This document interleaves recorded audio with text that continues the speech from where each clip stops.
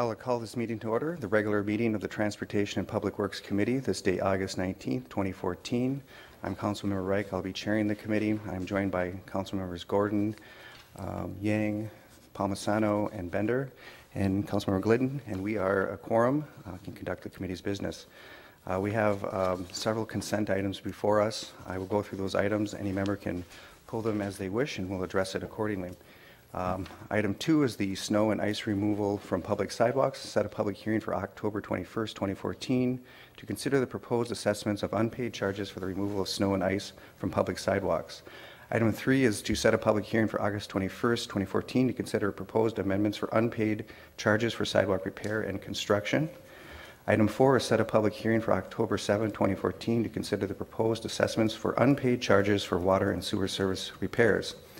Item 8 is to authorize the conveyance of land from the University of Minnesota to the City of Minneapolis at no cost to the city for a permanent street easement needed to construct a cul-de-sac extension in conjunction with the 8th Street Southeast Street Reconstruction Project. Item 6 is the Bassett Creek Watershed Management Commission Agreement Amendment. Authorize an execution of an amendment to the term of joint cooperative agreement for the Bassett Creek Watershed Management Commission, extending the term of the agreement to January 1st, 2025. Item 7 is authorize execution of the permission to use Metro Transit property letter agreement, including hold harmless agreement with the Metro Transit to allow for the city's use of property owned on the Metro Transit snow storage. This is the property 834 North 7th Street. Item 8 is the special boulevard permit. Approve the special boulevard permit application submitted by the managers of the riverfront parking ramp at 212 9th Avenue South to pave the boulevard on 2 sides of the building with pervious pavers. Item 9 is accept the low bid of Global Specialty Contractors Incorporated in the amount of $972,026 for Bridge Number 9 rehabilitation. That item will be referred to Ways and Means. I will move all items for approval. Does anyone want to pull one for further discussion? Any discussion? All in favor say aye. Aye. Dissenting name. We have those items. We can now proceed to the public hearing. And this is a public hearing of the ordinance amendment, solid waste collection. Director Kotke.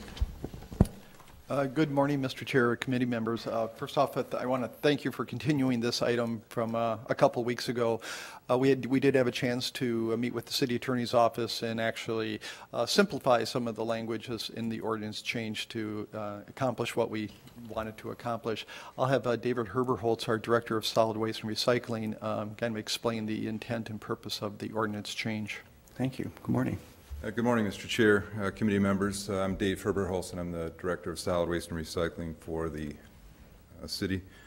This public hearing, as Steve said, is a continuation of one that was held on July 22nd regarding amending of the solid waste ordinance. A little bit of background. This has been a cooperative effort among a couple departments within the city.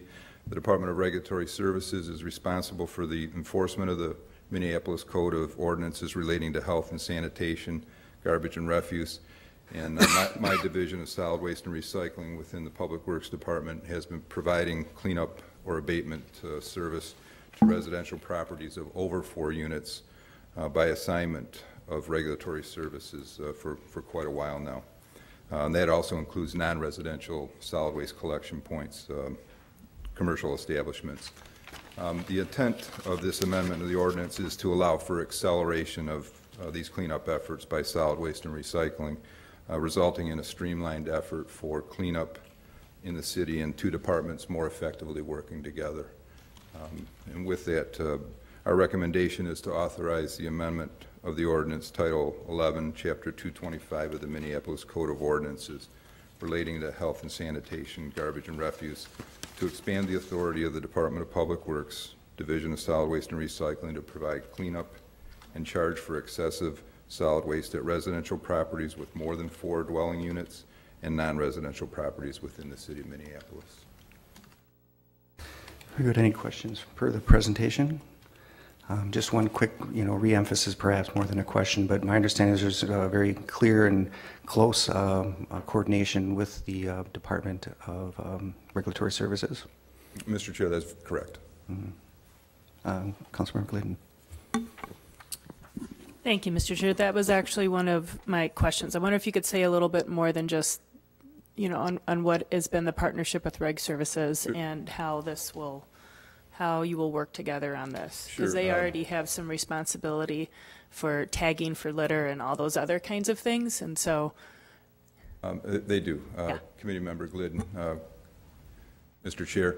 The cooperative effort that's been there is that we've had some, I guess we consider duplication of efforts. So our teams in solid waste will also do tagging similar to what inspections does. The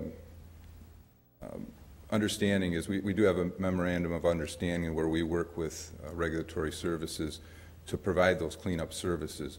What this amendment does, it will allow us to go out and do the tagging of dirty collection points that inspections also does, but provide us with the ability to accelerate the cleanup process by a couple days, to where in the past we've had to wait for inspections to issue a work order that then comes over to solid waste and recycling, and there's usually a couple day delay. So it's a streamlining of efforts.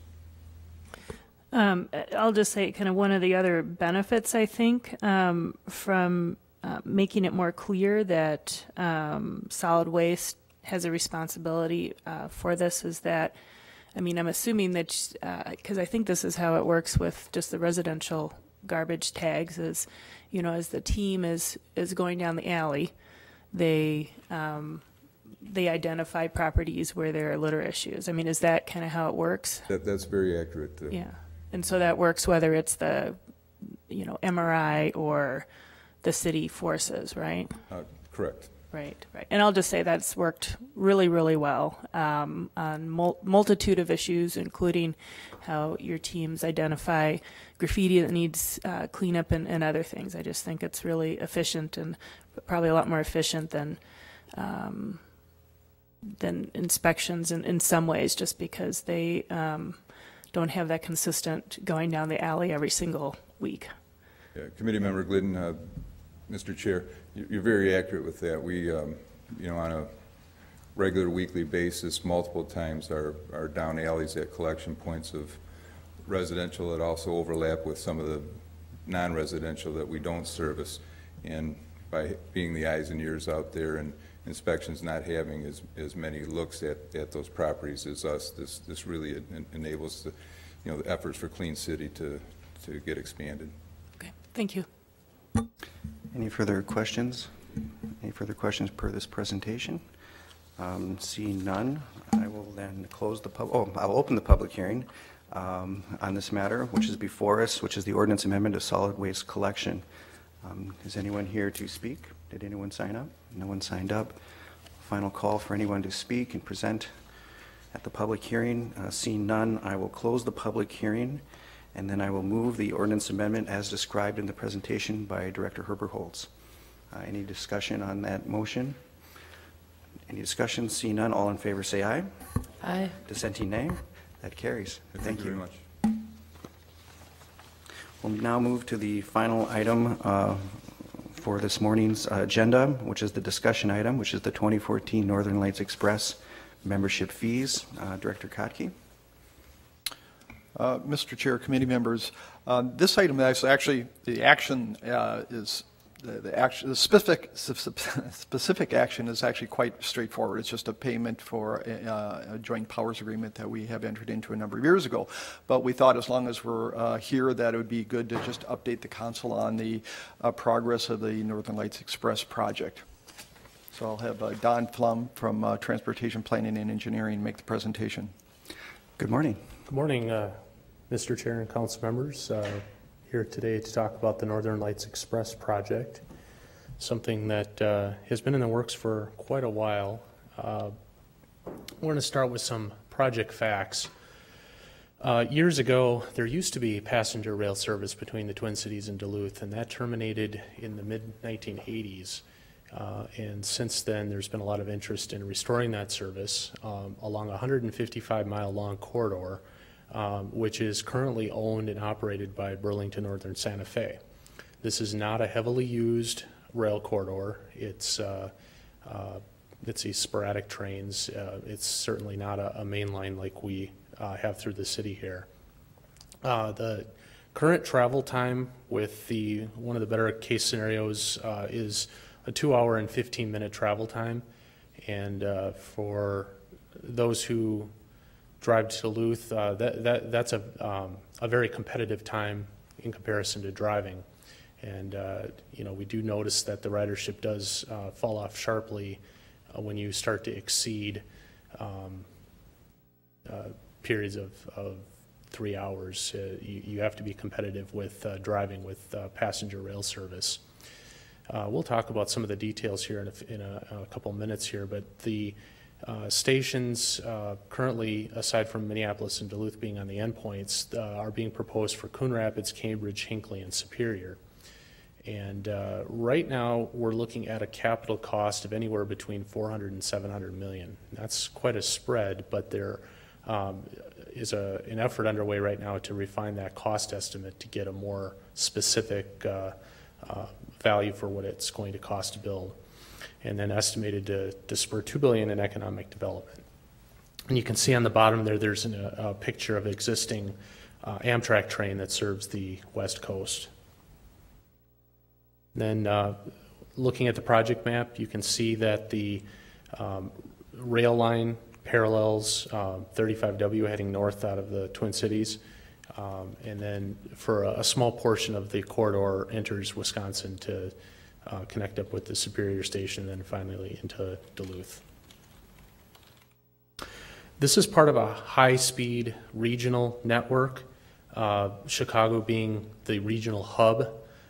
As many of you have been kind of tracking the progress of high-speed rail in the country, there have been a lot of projects moving forward, some that had not. The project between Minneapolis, St. Paul, and Chicago at one point was funded, but it is not proceeding forward in terms of construction, but the state of Minnesota is working to advance study in the Minneapolis or the Minnesota portion of this corridor. So there's still work being done to progress that project. There has been a lot of work in Michigan and also connecting Chicago to St. Louis. So some exciting projects in and out of Chicago. And as you can see, the NLX project would connect to this greater network when and if the connection is made from Minneapolis to Chicago. So it is part of a greater network. Potential ridership, these figures are going to be updated as we continue our studies in the next year or so. But I wanted to show folks how important the Minneapolis station is relative to the rest of the line and how big of a destination we really are to folks from other parts of the state. We're looking at roughly 1,000 passengers, I'm sorry, 1 million passengers per year, which averages to about 2,700 per day at the interchange. And you can see various ridership values for other stations along the way. And you can see the differences between running the train at 110 miles per hour versus 125 miles per hour. And you can see the difference there in the different colors on the bar chart. Speed really does matter a lot on this corridor because of that competition for getting a good travel time, because you can drive up there in a little over 2.5 hours. So the NLX Joint Powers Board is the authority that is managing this corridor. They meet monthly in the Pine County Courthouse. There are folks from the St. Louis Lake County Rail Authority, Hennepin County participates, Pine County participates, but they no longer financially participate. Isani County, Douglas County, cities of Minneapolis and Duluth, and then the Mille Lacs Band of Ojibwe are all present at these meetings. It should be noted that Anoka County at one time did participate, but they have since dropped out.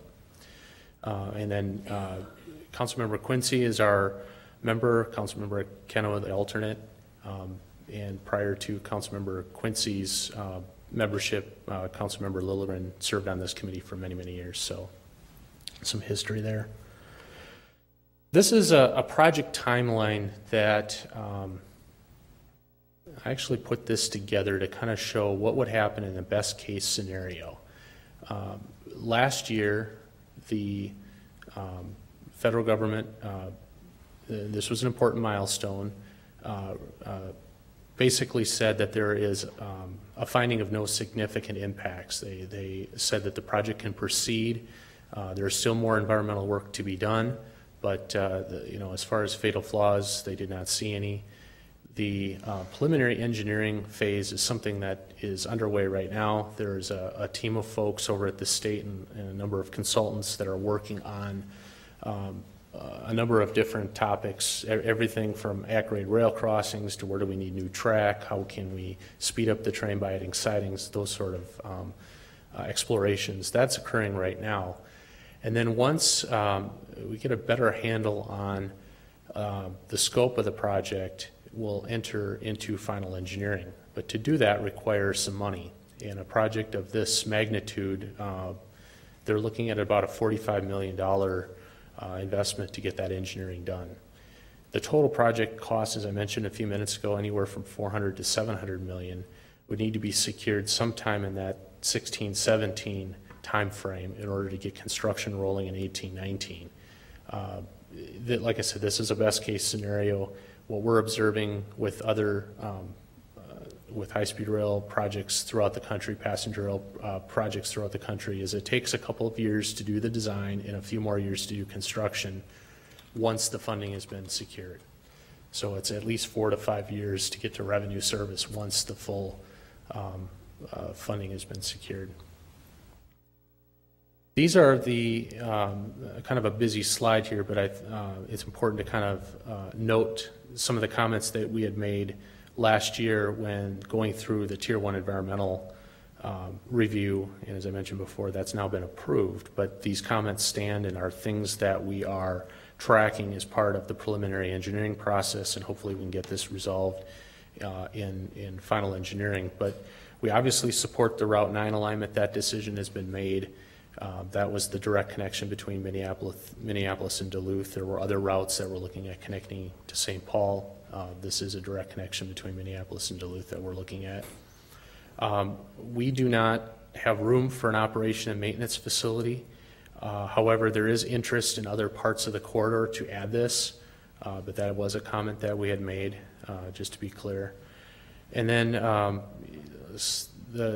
obviously the project would need to adhere to local stormwater and erosion control permits. We need to get a little more clarity on what the track work in Minneapolis, Northeast Minneapolis, is going to be, and we're getting there as part of the engineering process. And then more clarity with respect to the interchange location, and I'll show you a slide in a couple of minutes that demonstrates how the trains will interface with North Star and with light rail. And then finally, noise and vibration to impacted nearby properties. There are a handful of homes that are relatively close to this corridor. We need to make sure that they are noise and vibration impacts are mitigated. This is sort of how the trains will interface. You see Target Field there. Off to your right is the river. Off to the left, the rail line proceeds into southwest Minneapolis. Right now, the North Star trains utilize Platform 1. If you go down there, you'll notice that there are trains on both sides of the platform. And when NLX comes along, there'll need to be a second platform added. Relatively little impact in terms of property. The trail will have to be shifted slightly, but the planning has been done in terms of the adjacent land uses to accommodate the second platform. The Dock Street apartments were placed in such a way where it does not inhibit the addition of a new platform. And then light rail perpendicular to the heavier rail down below, so you can make that connection via the escalators and elevators at Target Field. And then when the trains come into town, they need a place to sleep. And so we're looking at a couple of places where maybe we can store the trains for some period of time, maybe in the middle of the day or even at night. One of the things that we are trying to avoid is the need for a facility. There are very limited places to put something like that, and there's some mixed feelings about that when you go a little further south along this corridor. So the NLX project, assuming that it is the next project to come along, there would not be a need for a layover facility. Now, if high-speed rail were built to Chicago, or if another line were added, then we would need to look at that new facility. But as long as NLX comes next, there's ample room, we think, near Target Field to store the trains, in addition to what's needed for North Star. There's something else that not a lot of folks know about, but it's called the third main. And there's a lot of traffic on the BNSF main line. This is the corridor that North Star uses, and as many of you have been reading in the papers, there's a lot of traffic on that BN line. A lot of shipments of oil from North Dakota going through here. A lot of grain that moves through here.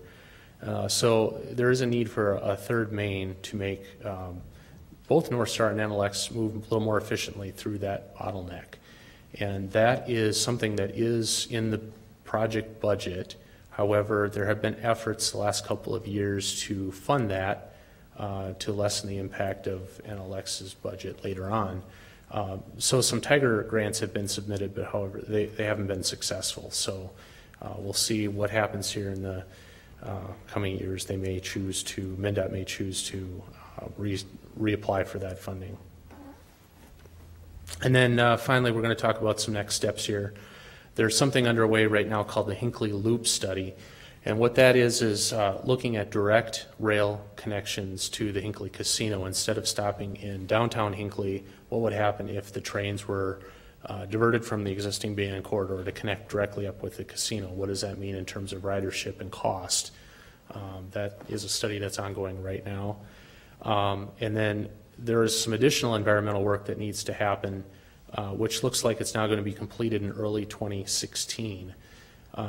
They're looking at at-grade crossing improvements. Where are, road and bridge? Where is road and bridge work needed? What will the stations look like? And then obviously looking at the track design. Where are sidings required? Where are they going to put the operation and maintenance facility? And there are some wetlands that are impacted that there's some additional study required.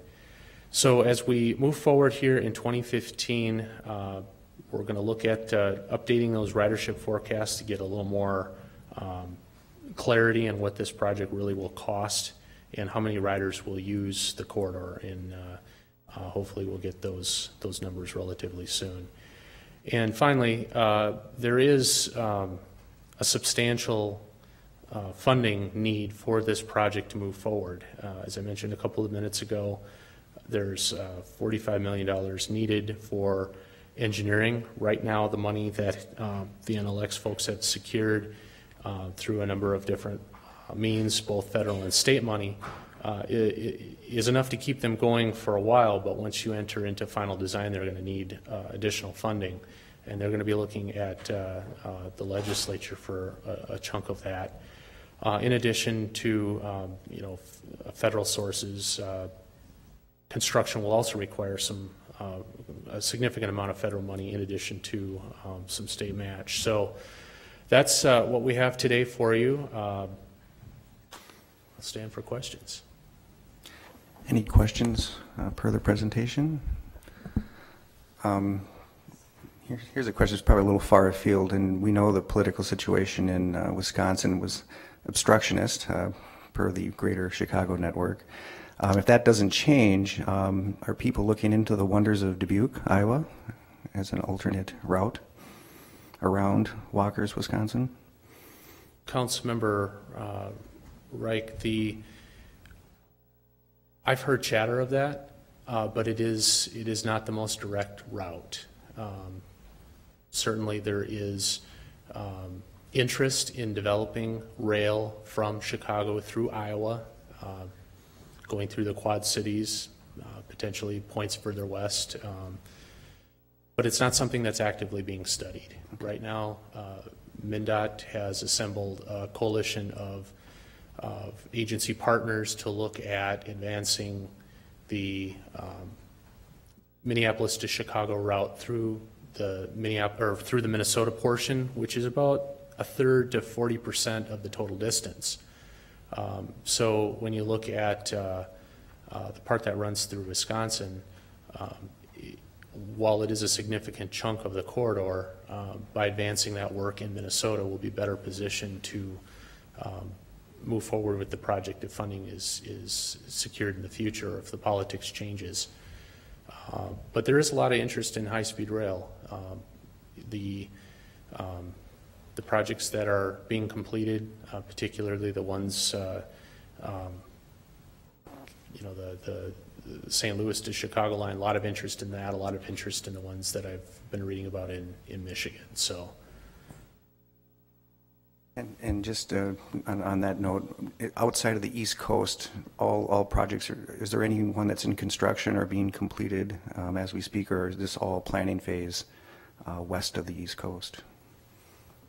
Councilmember Reich, I haven't looked lately on where we stand with the California high-speed rail project, but that certainly is a project that's moving forward. There's been a lot of debate about that one.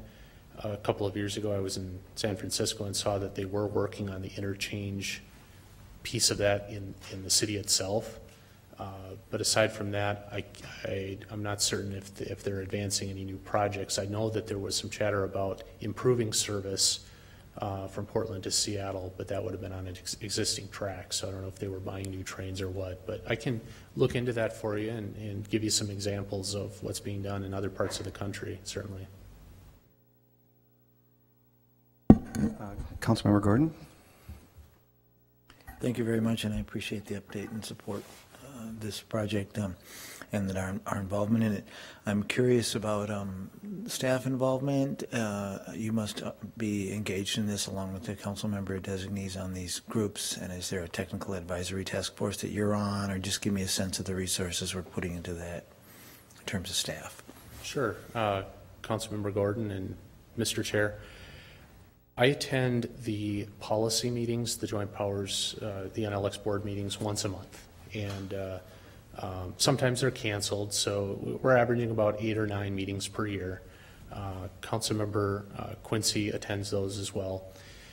And then we have roughly monthly conference calls to talk about technical issues. So there'll be an afternoon where I'll spend maybe 2.5 hours on a technical conference call with folks from MnDOT and other agencies to talk about things like ridership and capital costs, those sort of details. And they really do get into the details. There has been some discussion about how to make this work in Minneapolis with the interchange. We talk a lot about some challenges that they're having outstate with getting the track work to work correctly in coordination with the railroads, those sort of things. So I would say that in terms of staff commitment, it's less than a day per month. Appreciate that. And my other question had to do with the 12,500. I notice in years the amount always seems to keep changing. Is that what every entity or every partner is contributing? Or I'm curious about how we came up with that calculation and also what that's used for. Councilmember Gordon, Mr. Chair, they have a formula, and the county rail authorities pay a little more than the cities do. So we pay the exact amount that Duluth pays. Right now, Duluth and Minneapolis are the only 2 cities along the corridor that have membership fees. What the membership fees are basically used for are expenses that the federal and state monies cannot be used for. Things like paying for staff time at the rail authority, or paying for lobbying services, or things of that nature that are required to secure the funding to move the project forward. Thank you very much, and I'm happy to move the staff recommendation if that would be helpful. Okay, that has been moved. Any further questions for the per the presenter. And I'll just comment that it's, part and parcel of this presentation is not just the facts before us, but there's been an ongoing effort with the Finance Department, Coordinator's Office, and the various department heads to bring, I don't know if you will, transparency and clarity to our outside investments in terms of outside groups and participation and memberships. So there's some coherency around that and transparency as well. So I appreciate the presentation in that light as well. We have a motion before us. All those in favor say aye. Aye. Dissenting nay. That carries. Thank you. Thank you.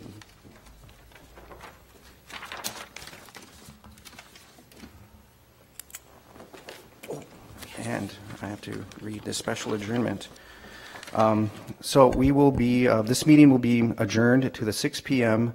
For the purpose of conducting a public hearing on the Southwest Light Rail Transit Project submitted by the Southwest LRT Project Office and the Metropolitan Council for city approval or disapproval to comply with the Minnesota statutes, section 473, 3994, commonly known as municipal consent.